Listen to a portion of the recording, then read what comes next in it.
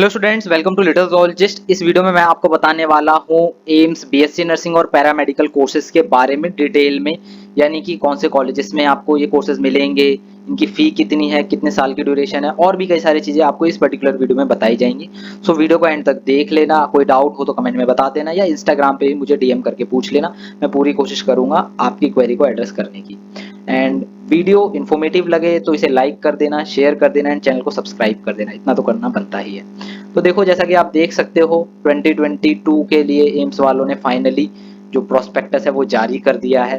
पहले जब आप देख रहे होंगे तो आपको 2021 का ही मिल रहा होगा। 2022 का इम्पोर्टेंट इसलिए भी है, मैंने 2021 के हिसाब से वीडियो भी नहीं बनाई थी क्योंकि इस बार इसमें कुछ चेंजेस हैं, जैसे सीट्स वगैरह में चेंजेस है।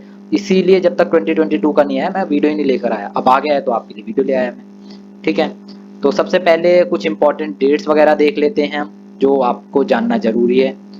पहली बात की जो लास्ट डेट है बेसिक रजिस्ट्रेशन की वो है 14 मई टिल 5 PM। 5 बजे तक का इंतजार मत कर लेना, साइड में प्रॉब्लम आती है, नहीं हो पाएगा रजिस्ट्रेशन। तो कोशिश करना कि 13 तारीख तक तो रजिस्ट्रेशन कर ही दो, एटलीस्ट बेसिक रजिस्ट्रेशन। इतना करने के बाद आप चेक कर पाओगे 17 तारीख को कि आपका जो फॉर्म है बेसिक रजिस्ट्रेशन है वो एक्सेप्ट हुआ या नहीं हुआ है। वो करने के बाद मान लो कोई गड़बड़ी आती है, नहीं हुआ एक्सेप्ट, तब क्या होगा, तब आपको करेक्शंस करनी होंगी, जो भी प्रॉब्लम है वो ठीक करनी होगी, यानी कि जो भी गड़बड़ी करी आपको ठीक करना होगा। 17 से 20 तारीख तक ये डेट है, इसके बाद नहीं होगा, तो ध्यान से कर लेना और सही से करना। फिर फाइनल स्टेटस, इसके बाद भी अगर आपके फॉर्म एक्सेप्ट हुआ है या नहीं हुआ है आपको कब पता चलेगा, 23 मई को पता चलेगा।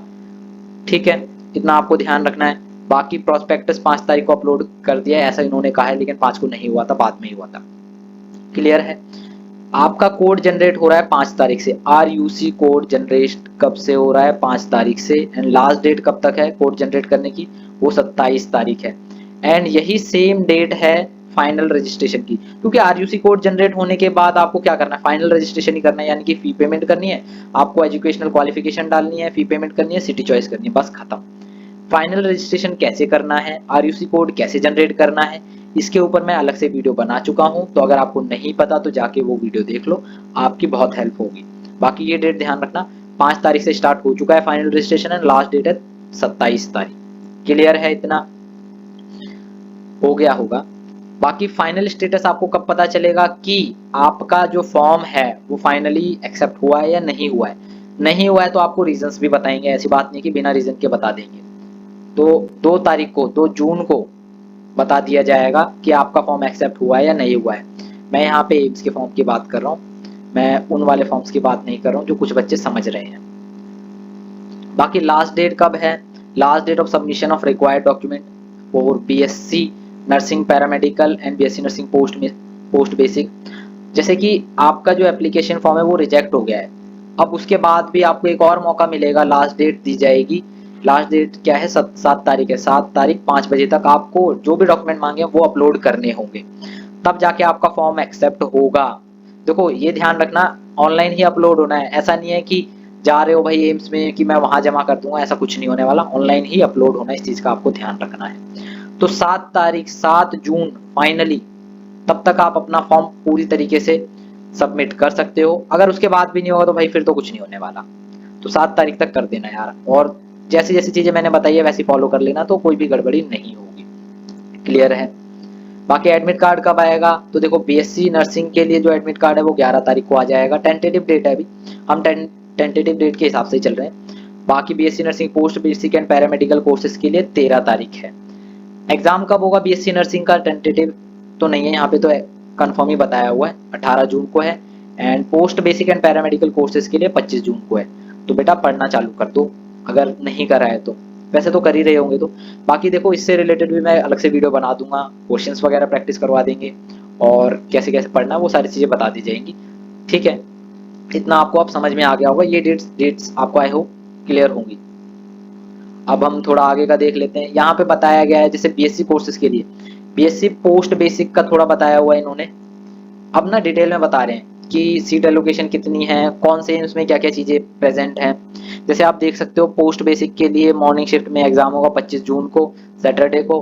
फिर एक्सपेक्टेड जो डेट है रिजल्ट की फर्स्ट स्टेज की वो 1 जुलाई है, फ्राइडे। फिर इंटरव्यू वगैरह, देखो BSc नर्सिंग पोस्ट बेसिक में ना इंटरव्यू भी हो रहा है। पैरामेडिकल एंड बीएससी नर्सिंग में इंटरव्यू नहीं है, सिर्फ इसमें है। रीजन कुछ और है, वो मैं आपको आगे बता दूंगा जब इस वाले सेक्शन पे आऊंगा मैं, बीएससी नर्सिंग पोस्ट बेसिक के। बाकी यहाँ पे आप देख सकते हो कौन कौन से एम्स में कौन कौन से पैरामेडिकल कोर्सेज प्रेजेंट है। जैसे मैं अगर एम्स दिल्ली की बात करूं तो ऑप्टोमेट्री मिलेगा, बैचलर सभी में है, तो बैचलर ऑफ ऑप्टोमेट्री है, यहाँ पे आंखों से रिलेटेड है। डेंटल हाइजीन, ये तो आपको समझ ही आ गया होगा। Medical radiology and imaging technology, ये भी एम्स दिल्ली में है।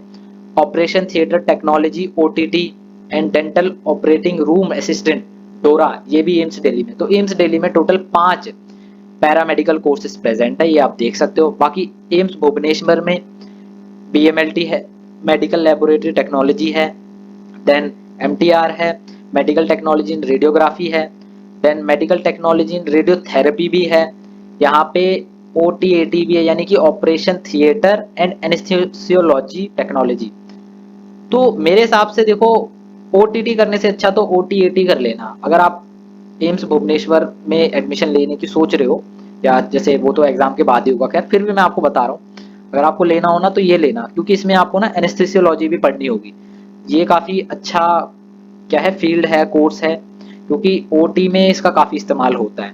ठीक है, बाकी ऑपरेशन थिएटर तो है ही, ये अलग से आपको इसमें पढ़ने को मिलेगा।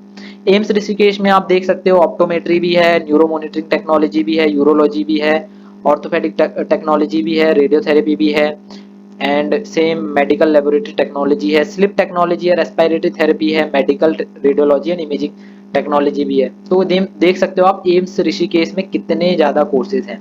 एम्स दिल्ली में कम है, वैसे इनको एम्स दिल्ली में बढ़ाने चाहिए। खैर छोड़ो अभी।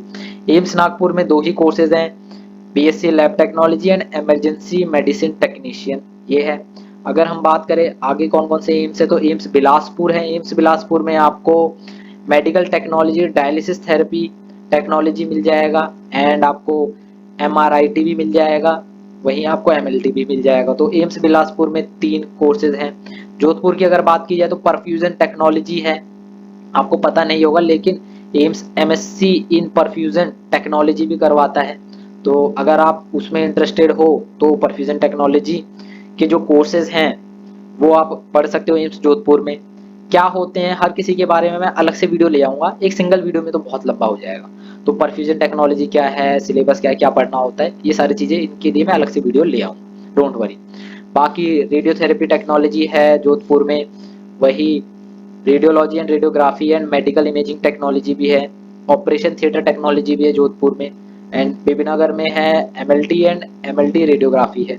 एम्स रायपुर की अगर बात की जाए तो यहाँ पे मेडिकल लेबोरेटरी टेक्नोलॉजी है, ऑपरेशन थिएटर टेक्नोलॉजी है, मेडिकल टेक्नोलॉजी एंड रेडियोग्राफी है, and audiology and speech language pathology, ये भी है। तो हर एम्स में ना, जैसे कि एम्स दिल्ली में कुछ ऐसा नहीं है कि यूनिक है, मतलब आपको अदर एम्स में भी देखने को मिल जाए। जैसे ऑप्टोमेट्री एम्स दिल्ली में, तो इसमें भी है, ऋषिकेश में भी है। वहीं अगर मैं बात करूं परफ्यूजन टेक्नोलॉजी, ये सिर्फ एम्स जोधपुर में है। ठीक है, तो आप जो भी कोर्सेज हैं, देखो ये इनमें जो एडमिशन है ना, ये मेरिट बेस पे मिलेगा। ऐसा नहीं है कि आपको लेना है ऑप्टोमेट्री में, चलो मैं ऑप्टोमेट्री में ले लेता हूँ, नहीं। जितना अच्छा आप परफॉर्म करोगे उतने ज़्यादा आपके पास चांसेस होंगे कि आप किस पर्टिकुलर बीएससी कोर्स में, पैरामेडिकल कोर्स में एडमिशन ले सकते हो। अगर आपके मार्क्स कम है तो उसके हिसाब से आपको नंबर मिलेगा एंड आपको कोर्स मिलेगा। आपके मार्क्स अच्छे हैं तो आप जिस मर्जी कोर्स में एडमिशन ले पाओगे, तो इस चीज़ का आपको ध्यान रखना है। बाकी यहाँ पे वही बता दिया गया है कि कैसा क्या है। 25 जून का एग्जाम है, फिर 5 जुलाई तक डिक्लेरेशन ऑफ रिजल्ट है, फिर सीट एलोकेशन वगैरह। बीएससी नर्सिंग का क्या है, बीएससी नर्सिंग का देखो, बीएससी नर्सिंग में ना लगभग 12 से 13, मेरे को एग्जैक्ट याद नहीं है, एम्स है इंक्लूडेड है। वहीं अगर मैं बात करूं पैरामेडिकल कोर्सेज में 8 एम्स थे, तो बीएससी नर्सिंग के लिए ज़्यादा एम्स है। बाकी इनका एग्जाम 18 का होगा, एंड जो एग्जाम का जो रिजल्ट है वो 24 तारीख तक आ जाएगा। टेंटेटिव डेट है, बाकी देखते हैं जो भी है। अगर इस इंफॉर्मेशन की बात की जाए तो ये तो आपको पता ही है कि फी कितनी है। अनरिजर्व सेक्शन के लिए 1500 है, ओबीसी नॉन क्रीमी लेयर के लिए 1500 है, एससी एसटी के लिए 1200 है, ईडब्ल्यूएस के लिए भी 1200 है। बाकी जो पीडब्ल्यूबीडी हैं, यानी कि पर्सन विद बेंचमार्क डिसेबिलिटी, उनके लिए कोई फी नहीं है। फी पेमेंट कैसे कर सकते हो आप, credit card, debit card, net banking, ये आप सभी को पता है। अच्छा, फी पेमेंट से रिलेटेड एक प्रॉब्लम है, वो क्या रहा है कुछ बच्चों के साथ कि पैसे तो कट गए अकाउंट से, लेकिन वहाँ पे स्टेटस अपडेट नहीं हुआ, तो 24 आवर तक थोड़ा वेट कर लेना, ठीक है। फिर भी नहीं होता है तो एम्स को मेल करो, कॉल करो कि सर ऐसी ऐसी बात है, ये हो गया। और जिस पर्टिकुलर बैंक से आपके पैसे कटे वहाँ पे भी कॉल करके बोल देना, सो दैट आपकी जो जो पैसे कटे हैं वो वापस आ जाए, अगर एम्स के पास नहीं पहुंचे होंगे तो। इतना करना है आपको। बाकी ये हमारे काम की चीज़ नहीं है, छोड़ो इसको, इतना बाद में फिर कभी बताऊंगा। अब थोड़ा देखते हैं इंट्रोडक्शन क्या है। देखो यहाँ पे बता दिया कौन कौन से एम्स पार्टिसिपेटिंग है, टोटल 13 एम्स पार्टिसिपेटिंग है, एंड ये 13 में आपको बीएससी नर्सिंग देखने को मिल जाएगी। बाकी 8 एम्स में आपको क्या देखने को मिलेगा, पैरामेडिकल कोर्स, ठीक है। ऑब्जेक्टिव्स वगैरह, ऑब्जेक्टिव से हमें मतलब नहीं है, जब पढ़ने लग जाओगे तो आपको पता चल जाएगा। ये मैंने आपको अभी बताया, ये कौन कौन से कोर्स अवेलेबल है, सारी चीज़ें आपको अभी डिटेल में बताई हैं। जैसे कि एम्स दिल्ली में अगर बात की जाए तो टोटल 7 कोर्सेज हैं, ठीक है। बाकी ये बीएससी नर्सिंग तो ओनली फॉर गर्ल्स है, and BSc nursing post basic उन बच्चों के लिए है जिन्होंने पहले जीएनएम वगैरह किया हुआ है, चाहे मेल हो या फीमेल। इसका एग्जैक्ट नहीं पता, इस सेक्शन पे जाके मैं आपको बता दूंगा जो बताया होगा कि मेल है या फीमेल के लिए। देखो फीमेल के लिए तो पोस्ट बेसिक हो गई, मेल के लिए कंफर्म मैं आपको कर दूंगा बाद में, जैसे उस सेक्शन पे जाता हूँ। अदर में भी बताया हुआ है तो ये आपको पहले बता दिया है, डिटेल में बाद में इनके ऊपर अलग से वीडियो आ जाएगी कि क्या कोर्स है, कैसा क्या है। ऑब्जेक्टिव वगैरह से अभी हमें मतलब नहीं है, जब पढ़ने लग जाओगे तब आपको मतलब होना चाहिए, अभी क्या ही रखोगे मतलब। बस इतना होगा कि हाँ आपको पढ़ना क्या, वो उसके ऊपर अलग से वीडियो आ ही जाएगी। नंबर ऑफ सीट्स ये इंपॉर्टेंट है, ये इंपॉर्टेंट है, एंड मैंने आपको स्टार्टिंग में ही बोला था कि इसीलिए मैंने नंबर ऑफ सीट्स के चक्कर में ही जो है पुराने जो प्रोस्पेक्टस है उसके साथ वीडियो नहीं बनाई थी। क्यों? क्योंकि इस बार नंबर ऑफ सीट्स में चेंज आए हैं, सीट्स में इंक्रीमेंट हुई है। कितनी हुई है उससे मतलब मत रखो, बस ये देख लो इंक्रीमेंट हुई है एंड टोटल सीट क्या है। अब जैसे कि आप देख सकते हो, बैचलर ऑफ ऑप्टोमेट्री की अगर बात करें एम्स दिल्ली में तो टोटल 24 सीट है। जैसे एससी के लिए 3 है, वहीं एमआरआईटी के लिए 2 है, ठीक है, डोरा के लिए 1 है, एंड डेंटल हाइजीन के लिए भी 1 है, वहीं एमडीटीटी के लिए एससी के लिए कोई सीट ही नहीं है वहाँ एम्स बिलासपुर में। मतलब आप या तो अनरिजर्व सेक्शन से जाओगे या ओबीसी, ओबीसी में तो नहीं जाओगे आप, अनरिजर्व के हिसाब से जाओगे। देखो अच्छा परफॉर्म करते हो ना, बहुत अच्छा परफॉर्म करते हो, आपके मार्क्स बहुत अच्छे आते हैं तो आपको जो सीट है ना वो अनरिजर्व के हिसाब से दे देंगे वो, मतलब वो बात हो जाएगी आपकी वहाँ पे जाके जैसा भी होगा। तो यहाँ पे आप देख सकते हो, मैं अब सारी सीट तो गिनवाने बैठूंगा नहीं, इतना करना है तो खुद बैठ के देख लेना प्रोस्पेक्टस में। टोटल नंबर ऑफ सीट बता देता हूँ मैं आपको कितनी है। तो टोटल नंबर ऑफ सीट है 269, लास्ट ईयर थोड़ी कम थी, इस बार बढ़ गई है, क्लियर है।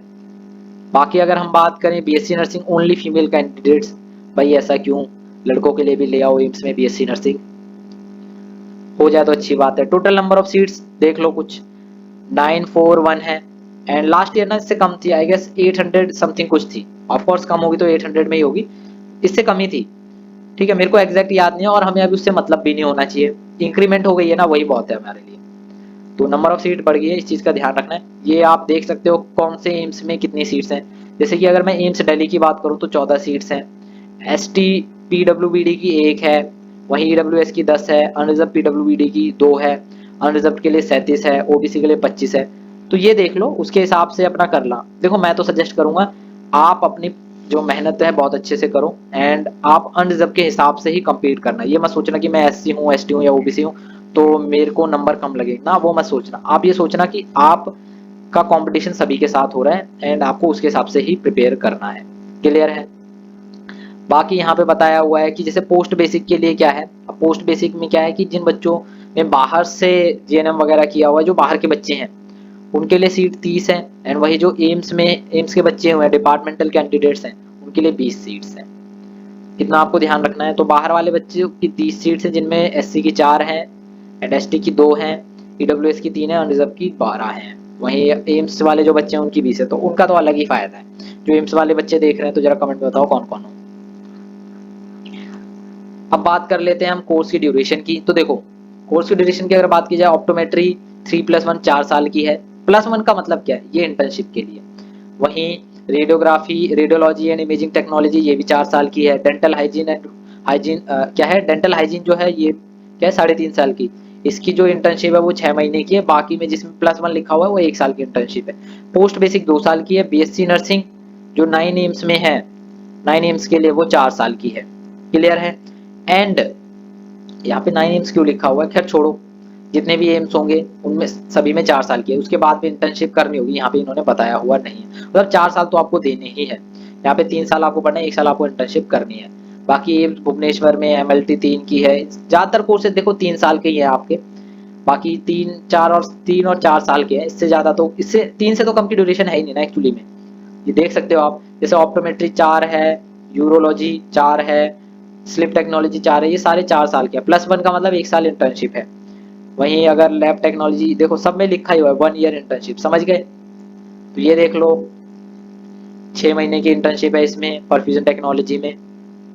जैसे कि ये वाला है 3 साल का कोर्स है, मेडिकल लेबोरेटरी टेक्नोलॉजी 3 साल का है।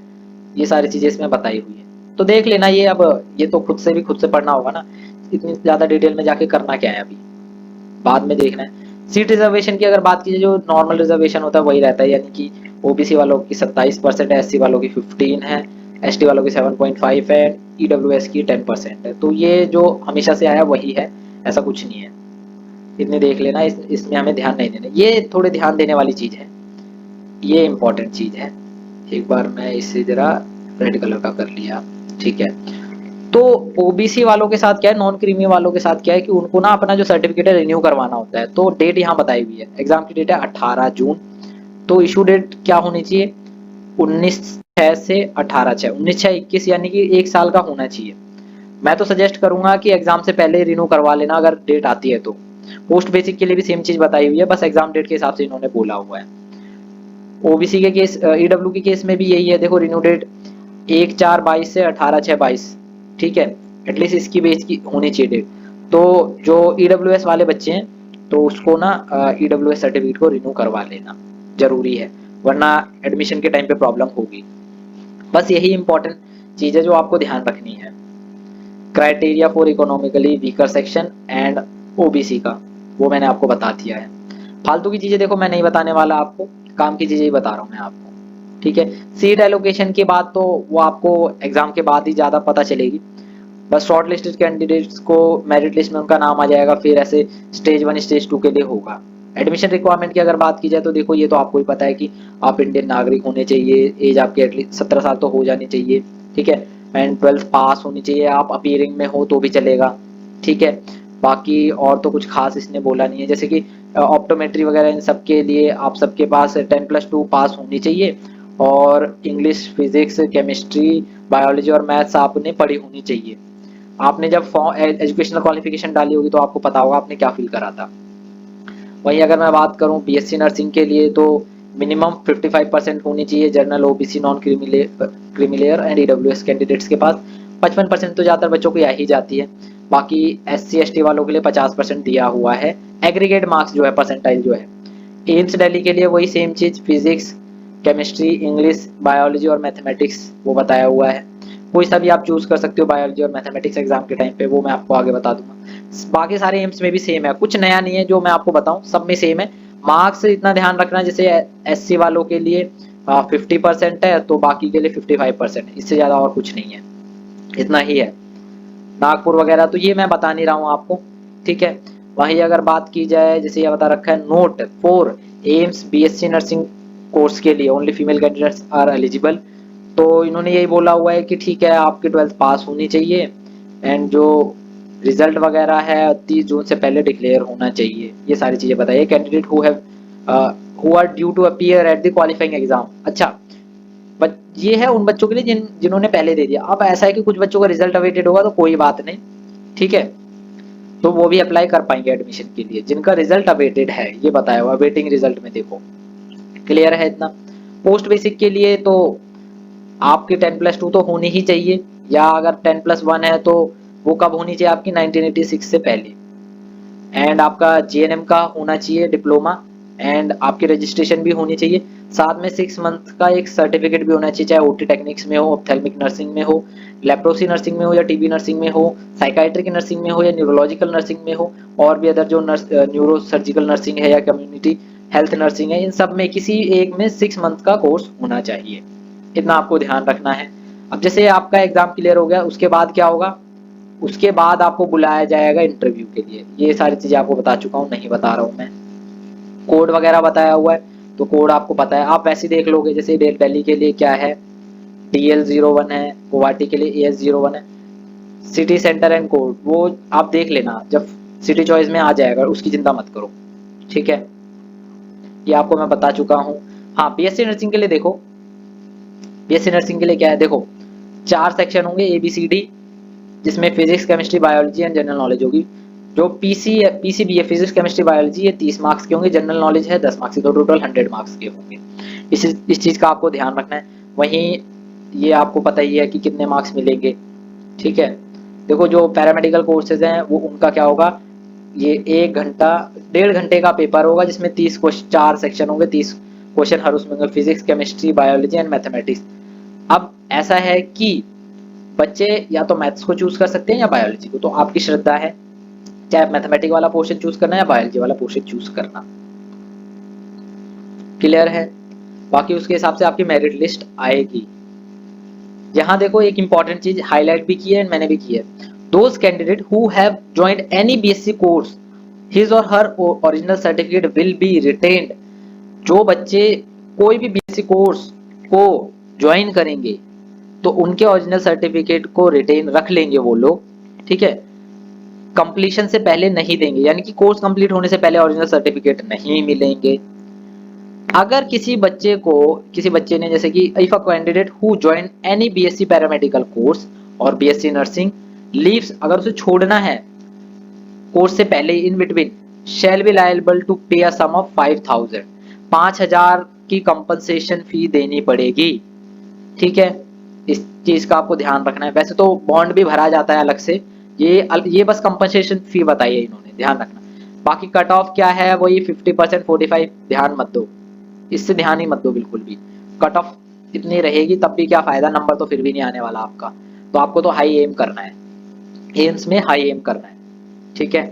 बाकी यहाँ पे और चीज बता रखी है, मेथड ऑफ रिजॉल्विंग टाइज की अगर बात की, जैसे 2 बच्चे हैं जिनके मार्क्स सेम आ रहे तब क्या है, तो देखते हैं कि भाई बायोलॉजी एंड मैथमेटिक्स वगैरह में इनके किसके मार्क्स हायर हैं, वो सारी चीजें देखेंगे। फिर अगर उसमें भी सेम है तो फिर केमिस्ट्री में देखेंगे, फिजिक्स में देखेंगे, ये सारी चीजें देखेंगे। क्लियर है। यहाँ आप देख सकते हो बताया हुआ है BSc नर्सिंग पोस्ट बेसिक के लिए कि पहला रिटन टेस्ट होगा, उसमें वो 90 मिनट्स का होगा। सिलेबस क्या है, नर्सिंग, ये सारी चीजें, नर्सिंग, मेडिकल, सर्जिकल नर्सिंग वगैरह, एनाटॉमी, फिजियोलॉजी, जो पढ़ा हुआ है उन्होंने उसी से रिलेटेड सिलेबस है इनका। वहीं अगर स्टेज 2 की बात की है तो इंटरव्यू है। इंटरव्यू में क्या होगा, इंटरव्यू में पूछेंगे कि वही कि आपका क्या रहा, आपने कैसे करा, वही कई सारी चीजें पूछेंगे इंटरव्यू से रिलेटेड, तो उसकी प्रिपरेशन करनी है। जो बच्चे BSc नर्सिंग पोस्ट बेसिक वाले हैं वो एक बार कमेंट में मुझे बता देना, तो आपके हिसाब से भी कुछ करूंगा मैं।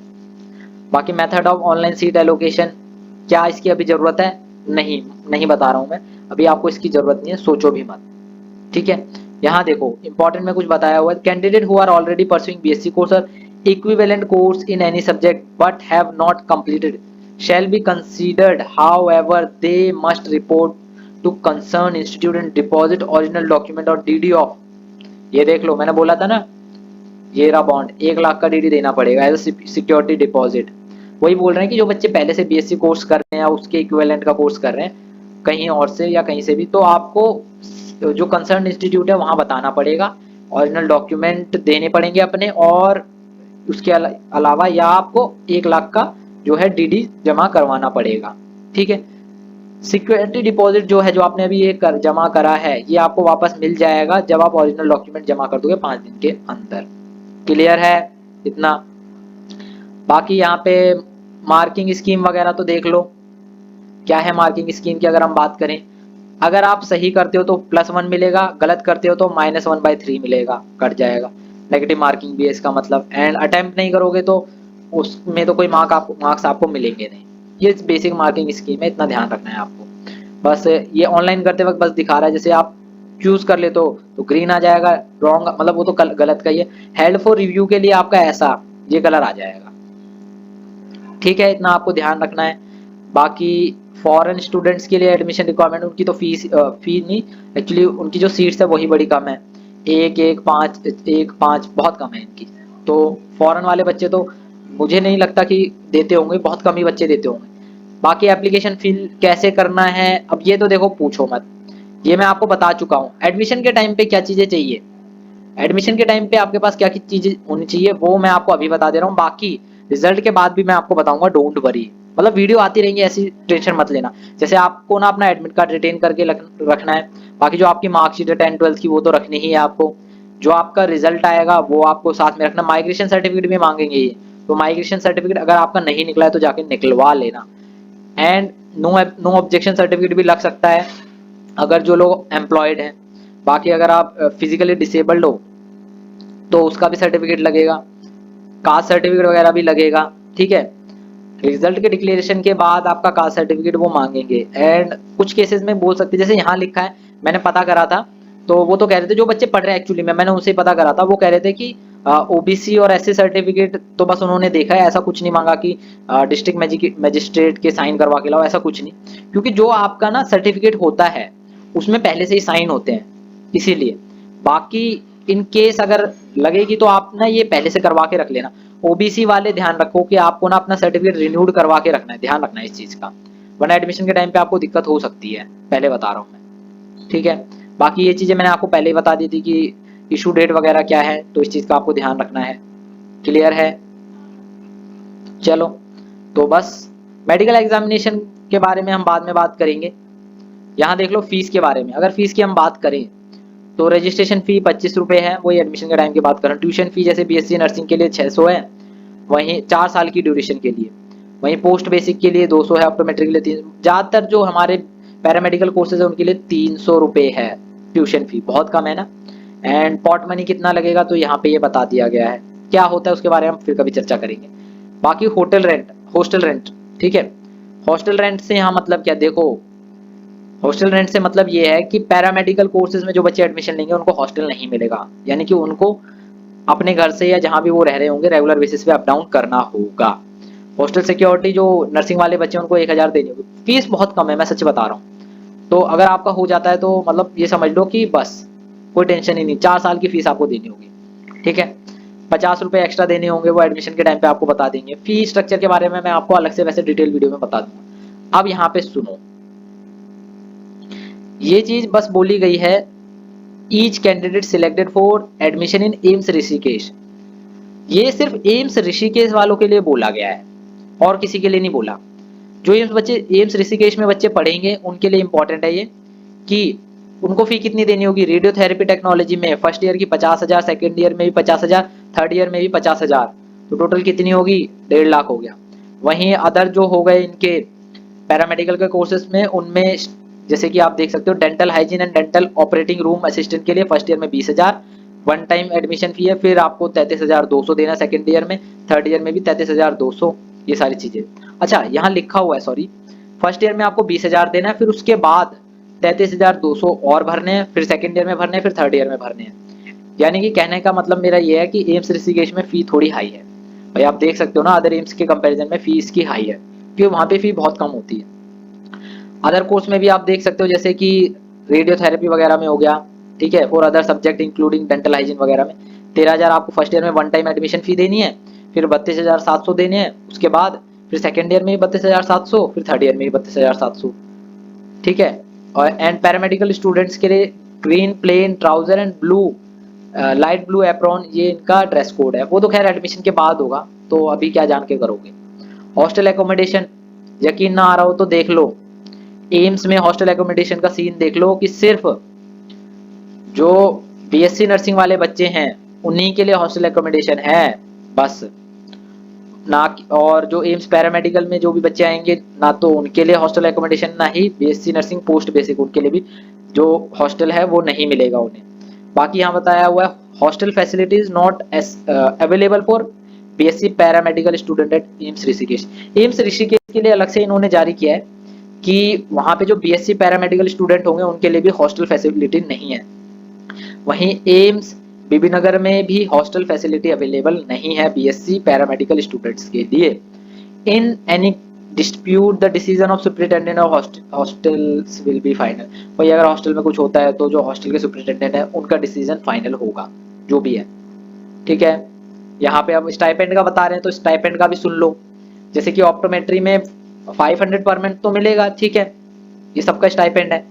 नर्सिंग वालों के लिए 500 पर मंथ है। उसके अलावा इंटर्नशिप के दौरान ₹940 भी मिलेंगे फोर्थ ईयर में। वहीं अदर के लिए 10,250 है, थोड़ा सा कम स्टाइपेंड, लेकिन चलो ठीक है जो भी है।